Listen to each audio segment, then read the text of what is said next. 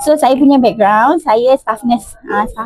Saya pernah kerja 11 tahun. So last saya pergi Saudi. So Saudi Arabia untuk 4 years. So saya actually pergi Saudi sebab nak cari extra money lah. Tapi dia punya sacrifice, saya tinggal my anak-anak and husband, family lama. So maybe jumpa every 6 months, 2 weeks like that. And then balik kerja balik kan. And then kita rasa macam takkan life macam ni kan, sebab kita cari duit tapi kita tak dapat masa with the family. So when my kakak when I habis kerja Saudi, my husband cakap, come lah, balik lah, duit kan cari mana-mana, but anak-anak needs the mother kan. So I balik lah, tapi balik memang sedih sebab duit dah tak ada.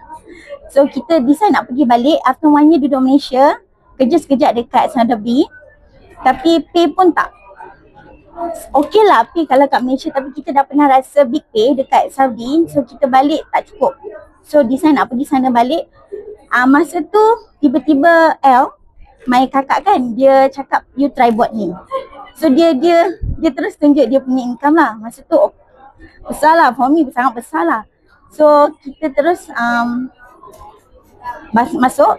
Tak fikir panjang sebab dah nampak lah dia punya proven kan. Dia tanya living proof dia dah ada.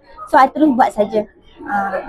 So itu my big why lah, masuk because of income in the first place. And now since I dapat already, selesa dah. So rasa nak bawa more people to feel and rasa apa saya sudah rasa. Apa tak yang terbesar punya cabaran, lepas tu macam mana you overcome? Cabaran terbesar actually fighting my own self.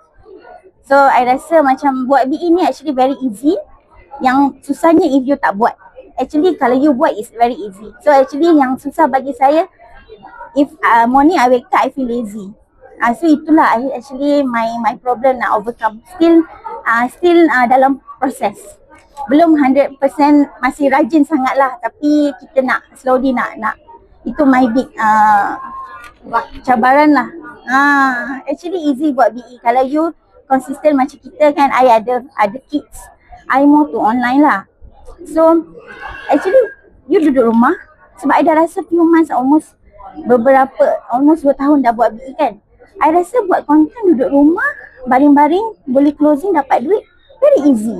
Tapi untuk saya konsisten tu susah. Saya kadang-kadang marah, why you so lazy? This is very simple. You went to Saudi last time, tinggal you anak-anak, lagi susah mah. You duduk Saudi, you tak pernah pun pergi overseas. Sebab I rasa bersalah, guilty, tinggal my family, I pergi jalan-jalan pula kat sana. So I tak pernah buat macam tu. So bila balik sini, duduk rumah, dapat bawa my husband, my kids semua, I dapat hantar tuition, good tuition. So dapat bagi diorang yang apa yang diorang nak. So I feel very happy lah, very contented now. So I don't want to go to anywhere anymore. BE lah insyaAllah last time. Apa bersifat BE lifestyle? Okay, for me BE lifestyle is bukti kejayaan. Because kat sini kita tak ada nak show you punya rank pun, orang tak tahu you rank apa kan. Diamond ke, crown ke, orang tak tahu, orang luar tak tahu kan. So kita pergi trip sebab kat luar my sister banyak kali buat business, tapi so far I tengok dia punya growth tak pernah pergi overseas. So bagi saya, di mata orang lain, sebab saya first time buat business, mata orang lain siapa buat business dapat pergi trip, dia sudah okay, berjaya. Kalau I nak follow dia. So kenapa penting kita pergi and borrow power the place. So kita nak buka rangkaian yang lebih besar lah dekat kita punya circle sendiri, dalam family, close friends macam tu. And then lagi satu, untuk diri sendiri, I rasa pergi BE lifestyle, BE buat kita lebih sayang pada dia.